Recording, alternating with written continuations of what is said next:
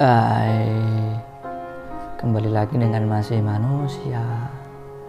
Kali ini mungkin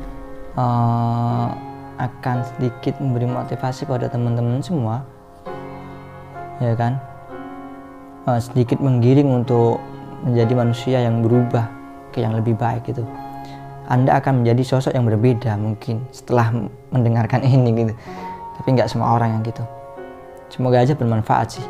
Biarlah banyak orang mencerca, meski yang kalian lakukan adalah kebaikan. Biarlah orang lain memujinya, meski yang kalian lakukan adalah keburukan. Bersiaplah menjadi sosok yang berbeda gitu. Setelah kalian yakin dengan cita-cita kalian, jangan takut lagi memiliki impian itu. Mau tak mau, kalian akan dihadapkan pada sebuah tantangan yang akan menguji diri kalian. Mengapa? Karena idealisme pada diri kita akan menjadi banyak pro dan kontra gitu.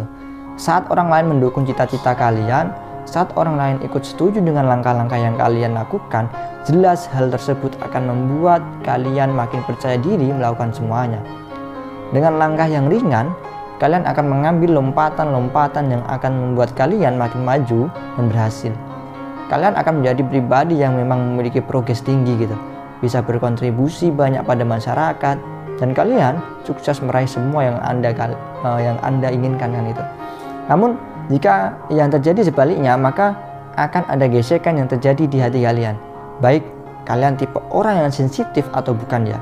Karena konon tipe orang yang sensitif akan cenderung terganggu pikirannya manakala ada ucapan atau tingkah laku seseorang yang menyinggung dirinya, baik secara langsung maupun tidak ya. Tetapi mengenai sebuah ide nih dan gagasan, orang tentu lebih suka dihargai daripada diremehkan.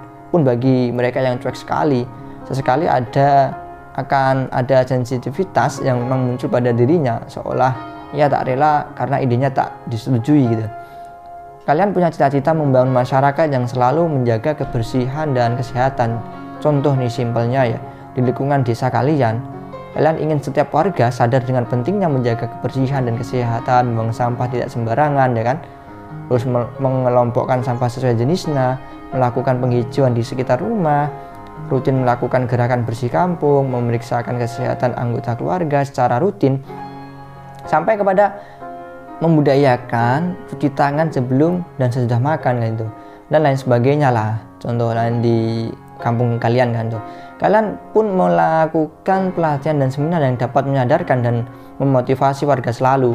Ya kan, kalian melakukannya dengan ikhlas tanpa minta bayaran sepeser pun kan.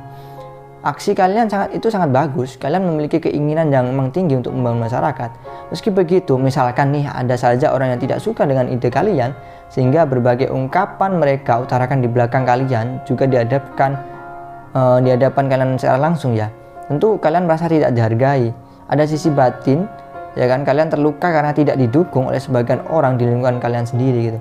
Padahal tersebut untuk kepentingan bersama dan dilakukan semata-mata karena kalian berinisiatif memajukan desa, sehingga tidak menjadi desa yang berpikiran mundur kan gitu. Bukankah kesehatan menempati urutan yang memang di atas juga sebagai hal yang perlu diutamakan kan gitu. Itulah pro dan kontra yang terjadi memang. Nah, orang-orang kampung yang selalu say yes ya, selalu say yes lah dengan segala program kalian, tentu akan membuat kalian makin semangat berkarya. Pasti itu. Kalian merasa ide kalian itu dihargai dan dibanggakan orang, meski itu bukan tujuan kalian. Namun pada kenyataannya semua itu memang memberikan efek yang besar. Pasti itu, benar, itu sudah pernah dirasakan banyak orang kan. Saat ini masih banyak orang-orang yang memang belum mengutamakan nilai kebaikan di atas segalanya. Mereka lebih memilih menjadi pengikut lah. Biasalah penonton seperti bebek gitu. Mana-mana zaman berkembang dan sesuai negara mana ia berarah, maka mereka akan mengikuti zaman tanpa tahu apakah hal tersebut berdasarkan kebaikan ya kan atau tidak itu. Bukankah budaya negara lain itu belum tentu cocok untuk diterapkan di Indonesia? Namun mengapa masih banyak juga yang mengikuti budaya luar negeri gitu, yang jauh dari kebiasaan orang timur kan gitu. Contohnya nih soal games ya kan, cara berpakaian, gaya hidup, budaya dan kebiasaan. Orang Indonesia mungkin kebanyakan masih mudah menerima budaya dari luar gitu. Mari kita jadi sosok yang memang benar-benar berbeda-beda, menentukan prinsip ataupun beda dalam membuktikan ciri keindonesiaan yang kita akan gitu. Yang terpenting dalam memilah dan memilih budaya dari luar adalah tentang konsep dan pemikirannya. Itu yang penting ya. Secara tidak langsung banyak dari negeri barat ya memberikan konsep tentang hal yang tidak cocok dengan bangsa ini. Misalkan nih selain saja tentang gaya hidup. Orang Indonesia pada dasarnya ini kan mengutamakan kesopanan dan adab kan gitu. Tapi karena budaya yang masuk dari barat tersebut, kadang otomatis langsung memberikan efek konsep pemikiran yang tak jarang kita jadi melupakannya gitu. Tidak ada lagi berjalan lebih membungkuk di depan orang yang lebih tua.